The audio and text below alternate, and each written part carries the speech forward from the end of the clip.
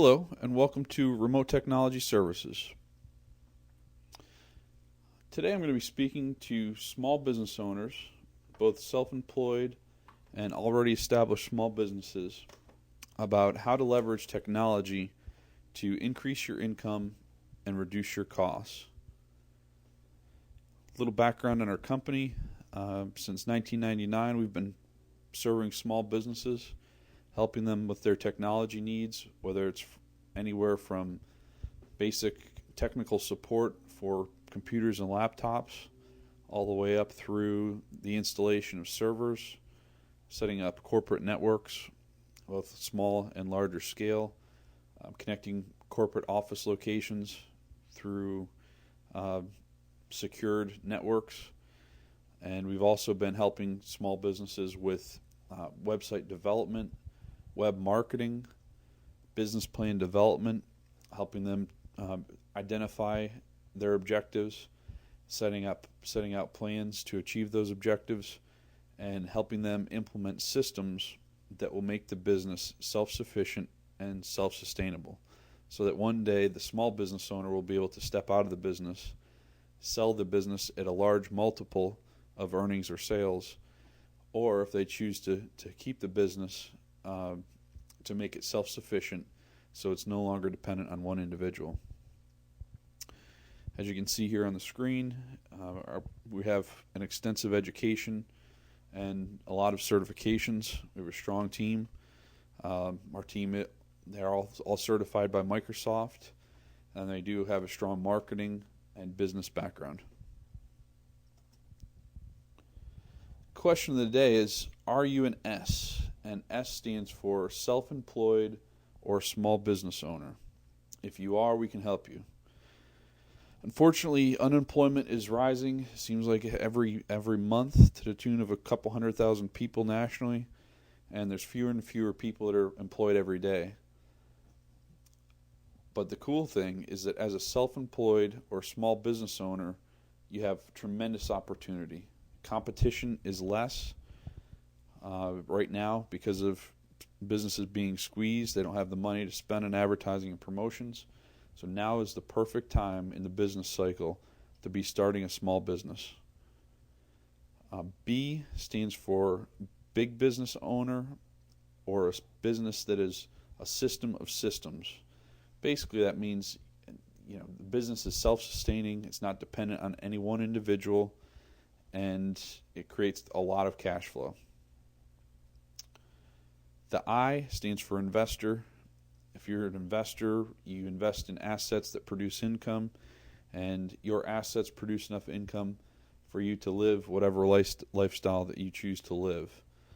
So our objective is to build a strong business that's self-sustaining, that throws off cash flow so that we can buy income-producing assets.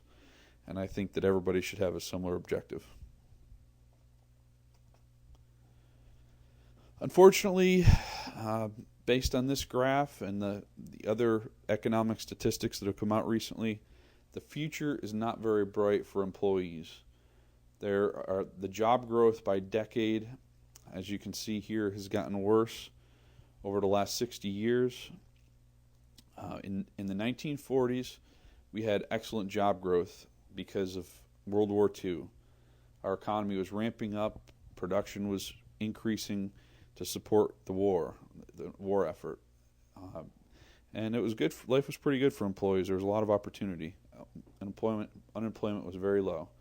But then as time has passed, a lot of our jobs have been exported overseas. And unfortunately, we've reached the breaking point. Over the last 10 years, we no longer have had job growth. And the projections are probably not very good for the next 10 years. So the key right now is to start your own business, become self-sufficient, so that you're not at the mercy of any employer that's going out of business. The key components of any small business, or any business for that matter, are illustrated in this graph. The cash flow is the most fundamental and most critical pillar of this BI triangle. Cash flow must be positive, or else the business or you as an individual are not sustainable. So your number one objective as a business owner or as an individual is to put yourself in a positive cash flow position. And quite simply, that means that your income minus your expenses is positive. It's greater than zero. So once you achieve that objective, you can start reinvesting the excess capital that you have each month into growing your business and making it self-sustaining and successful. The next tier up is communications, and that includes both internal communications to your employees and to your vendors, and also external communications to your prospects and customers.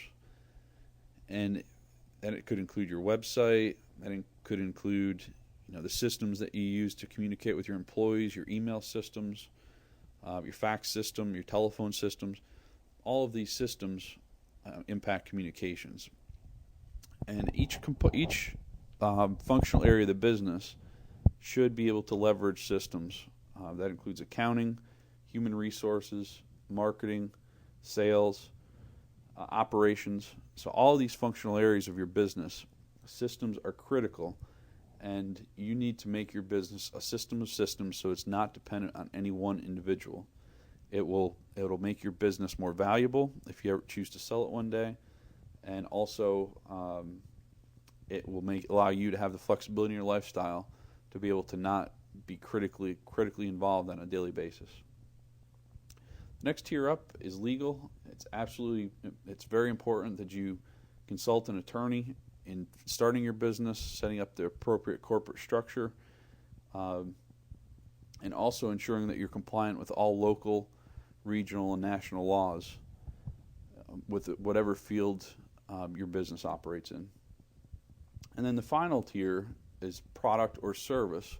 And as you can see here, that's the most critical component of this BI triangle, but nonetheless, it is important.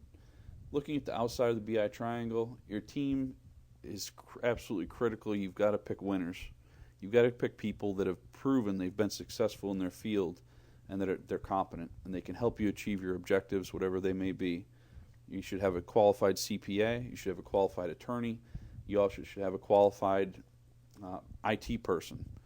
And you should also have somebody that understands the way financials work, can help you guide you through the business plan development process from day one, define your objectives, and then integrate the technologies that are necessary based on those objectives in the most cost-efficient way, and also allowing you to create leverage in the most effective way. You're responsible for leadership, and then mission. Essentially, what is the goal of your business? Our goal is to help people go from S to B.